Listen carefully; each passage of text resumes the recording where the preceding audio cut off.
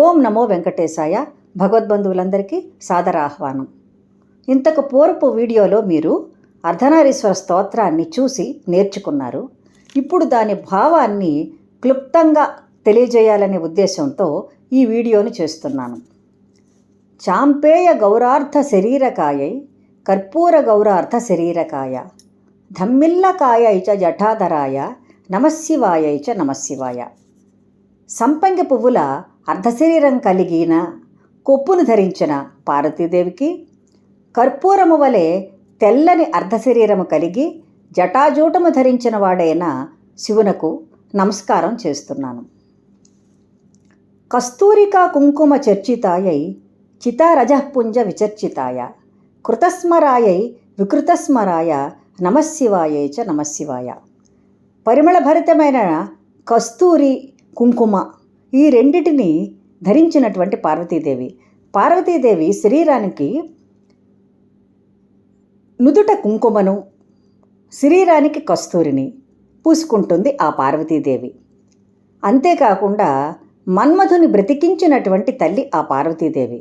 అటువంటి ఆ పార్వతీదేవికి చితాభస్మమును శరీరానికి పూసుకున్నవాడు, మన్మధుని సంహరించినవాడు అయినటువంటి శివునకు నమస్కారం. ఝణత్క్వణత్ కంకణ నూపురాయై పాదాబ్జరాజ ఫణినూపురాయ హేమాంగదాయై భుజగాంగదాయ నమశివాయై చ నమశివాయ. దీని భావం ఏమిటంటే, ఝణఝణమని మ్రోగేటటువంటి కంకణాలు, అందెలు, బంగారు భుజకీర్తులు ధరించినటువంటి పార్వతీదేవికి, పాములను పాదాలకు కడియాలుగాను చేతులకు కేయూరాలుగా ధరించినటువంటి శివునకు నమస్కారం. ఈ శివపార్వతుల రూపములు, అలంకారములు వేరువేరుగా ఉన్న వాళ్ళిద్దరూ కూడా అర్ధనారీశ్వరులే, అర్ధనారీశ్వర తత్వాన్ని కలిగిన వారే. విశాల నీలోత్పల లోచనాయై వికాసి పంకేరుహ లోచనాయ సమేక్షణాయై విషమేక్షణాయ నమశివాయై చ నమశివాయ. విశాలమైన నల్ల కలువలలా ఉన్నటువంటి రెండు కన్నులు కలిగినది పార్వతీదేవి. అటువంటి తల్లికి సామాన్యంగా మనందరికీ కూడా రెండు కళ్ళే ఉంటాయి. అవి విశాలంగా, చిన్నగా అలా వేరువేరుగా ఉన్నప్పటికీ కూడా రెండు కళ్ళే అందరికీ ఉంటాయి. అలాగే ఆ తల్లి అయినటువంటి పార్వతీదేవికి కూడా నల్లని అందమైనటువంటి రెండు కళ్ళు. అటువంటి కళ్ళు కలిగినటువంటి పార్వతీదేవికి ఎర్ర తామరల వంటి 3 కన్నులు కలిగినటువంటి వాడు శివుడు. ఎర్ర తామరలలా ఉంటాయట ఆ కళ్ళు, 3 కళ్ళు. శివుడికు పాలంలో ఒక కన్ను ఉంటుంది కదా, అందుకే త్రినేత్రుడు అంటాడు. అటువంటి కన్నులు కలిగినటువంటి శివునకు ఇద్దరికీ నమస్కారం చేస్తున్నాము. ఇద్దరి తత్వము అర్ధనారీశ్వర తత్వమే. మందారమాల కలితాలకాయై కపాల మాలాంకిత కంధరాయ దివ్యాంబరాయై చ దిగంబరాయ నమశివాయై చ నమశివాయ. పార్వతీదేవి కురులలో ధరించడానికి మందారమాలలను ధరిస్తుంది. ఆ తల్లికి మందార పుష్పాలంటే చాలా ఇష్టం. ఎర్రని మందార మాలలు ఆ తల్లి కురులలో ధరిస్తే అటువంటి తల్లికి మనం నమస్కారం చేసుకోవాలి. శివుడు ఏం చేస్తాడంటే కపాలమాలలను ధరిస్తాడు. కపాలమాలాంకిత కంధరాయ, ఆయన కపాలమాలలను ధరిస్తాడు. మందార మాలలను ఈ తల్లి కురులలో అలంకరిస్తూ శివుడు కపాలమాలలను ధరిస్తాడు. పార్వతీదేవి దివ్యమైనటువంటి వస్త్రాలను ధరిస్తుంది ఆ తల్లి. శివుడు ఏం చేస్తాడంటే దిగంబరుడు. శివుడికి వస్త్రాలే ఉండవు, అతడు దిగంబరుడు.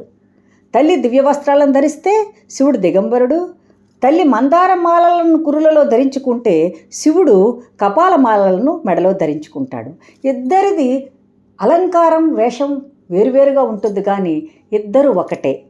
ఇద్దరిది అర్ధనారీశ్వర తత్వం. ఒకరి మాట ఒకరు మన్నించుకుంటూ మెలిగేటటువంటి తత్వం అర్ధనారీశ్వర తత్వం. ఇద్దరూ ఒకటే. అంబోధర శ్యామల కుంతలాయై తటిప్రభ తామ్ర జఠాధరాయ నిరీశ్వరాయై నిఖిలేశ్వరాయ నమశివాయై చ నమశివాయ. మబ్బు వంటి నల్లని కేశాలు కలిగినటువంటిది, తనకంటే గొప్పవారు ఎవ్వరూ లేరు అనేటటువంటి తల్లి ఆ పార్వతీదేవి. ఆ పార్వతీదేవికి మెరుస్తున్న రాగిరంగు జటాజూటము కలవాడు, అందరికంటే గొప్పవాడు అయినటువంటి శివుడు. శివుని కన్నా ఎవరు గొప్పవారు లేరు కదా. శివకేశవ తత్వం ఒకటే. ఆ విధంగా ఆలోచించుకుంటే శివుని కన్నా గొప్పవారు కూడా ఎవ్వరూ లేరు. అటువంటి శివునకు ఇద్దరికీ నమస్కారమే. ఆ శివ పార్వతుల వేషాలు వేరుగా ఉన్నప్పటికీ కూడా ఇద్దరూ అర్ధనారీశ్వరుడే. శివుని సగభాగం పార్వతీదేవికి ఇచ్చాడు, పార్వతి శివునిలోని సగభాగాన్ని స్వీకరించింది.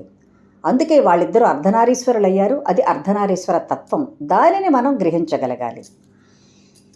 అటువంటి శివపార్వతులకు నమస్కారం. ప్రపంచ సృష్ట్యున్ముఖ లాస్యకాయై సమస్త సంహారక తాండవాయ జగజ్జనన్యై జగదేక పిత్రే నమశివాయై చ నమశివాయ.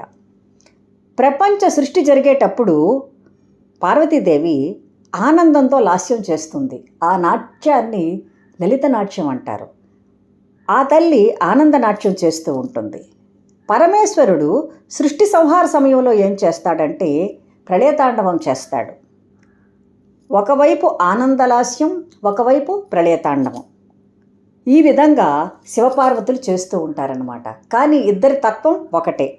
ప్రపంచ సృష్ట్యున్ముఖ లాస్యకాయే సమస్త సంహారక తాండవాయ జగజ్జనన్యే జగదేక పిత్రే. ఈవిడ జగత్తుకు తల్లి, అతడు జగత్తుకు తండ్రి.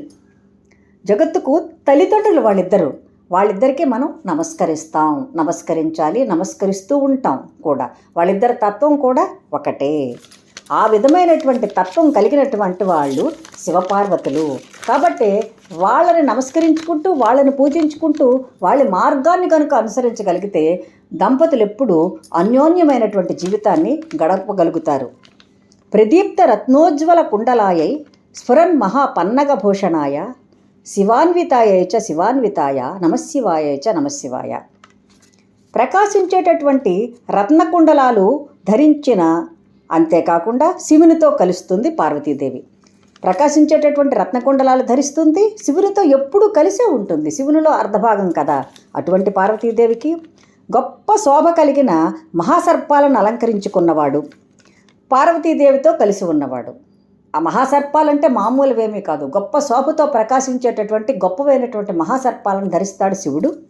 పార్వతీదేవితో ఎప్పుడూ కలిసే ఉంటాడు. ఎందుకంటే అర్ధనారీశ్వరుడు. ఇద్దరు సగం సగం శరీరం ధరించుతారు, ఒకటే మనిషి అనిపిస్తారు, ఒకే దైవం అనిపిస్తారు. కానీ పార్వతీ శివుడు కలిసి అర్ధనారీశ్వరుడు. వాళ్ళిద్దరూ కలిస్తేనే ఒక తత్వం. వాళ్ళిద్దరూ కలిస్తేనే జగత్తుకు తల్లిదండ్రులు అవుతారు. అటువంటి తత్వం శివపార్వతుల తత్వం. వాళ్ళకు నమస్కరిస్తున్నాము అని మనం నమస్కరించాలి. అది అర్ధనారీశ్వర తత్వం. ఆ తత్వాన్ని తెలుసుకోగలిగినప్పుడు అందరూ కూడా అలాగే ఉండాలని కోరుకుంటారు. ప్రపంచ సృష్టికి మూలాధారమైనటువంటి భార్యాభర్తలందరూ కూడా, భార్య భర్త ఇద్దరు ఉంటేనే సంసారం సజావుగా సాగుతూ ఉంటుంది. దానికి ప్రతీకగా నిలిచిన వాళ్ళే ఈ శివపార్వతులు. వారి మార్గాన్ని అనుసరించాలి. అర్ధనారీశ్వర స్తోత్రాన్ని చదువుకోండి, ఆ భావాన్ని కూడా తెలుసుకోండి, చదువుకుంటూ ఉంటుంది. మరొక మంచి వీడియోతో మళ్ళీ మిమ్మల్ని కలుసుకుంటాను. సర్వం శ్రీ వెంకటేశ్వర చరణార్పణమస్తు. స్వస్తి.